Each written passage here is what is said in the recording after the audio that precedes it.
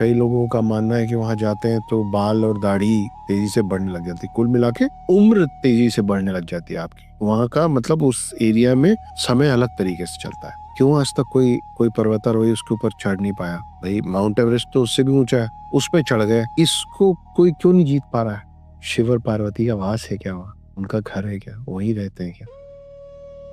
पास में जो मानसरोवर सबने सुना है, लेकिन एक और ताल है मानसरोवर से लगा हुआ, राक्षस ताल, जिसका पानी और मानसरोवर का पानी बिल्कुल एक दूसरे से अलग अलग है। तो इस तरीके की बहुत सारे सवाल है। साइंस बोलता है हमने अभी तक खोज नहीं की, अध्यात्म बोलता है कि आप इसलिए खोज नहीं कर सकते क्योंकि वहां बिना अनुमति के आप जा नहीं सकते, इसीलिए आप पहुंच ही नहीं पा रहे, आप खोज ही नहीं कर पा रहे। नाम है कैलाश पर्वत, वही कैलाश पर्वत जिसको एक बार रावण ने उठा लिया था। ये भी एक कहानी कि रावण चाहता था कि शिव मेरी लंका में वास करे, और अगर शिव का वास कैलाश पर्वत पे है और अगर शिव कैलाश पर्वत नहीं छोड़ना चाह रहे तो मैं पूरे कैलाश पर्वत को ही ले जाऊंगा लंका में। उठा लिया था उसने। फिर शिव जी को नाराजगी हुई, फिर शिव जी ने अपना एक पैर हम से जोर से रखा और उसमें फिर रावण दबा, पर उसको माफ कर दिया गया क्योंकि वो प्रेम में वो कर रहा था, वो भक्ति में वो कर रहा था, अपने आक्रोश में नहीं कर रहा था। तो फिर शिव जी को भी समझ में आया कि मेरा एक और पगला भक्त है जो सोचता है कि मैं समा जाऊंगा उसकी लंका में।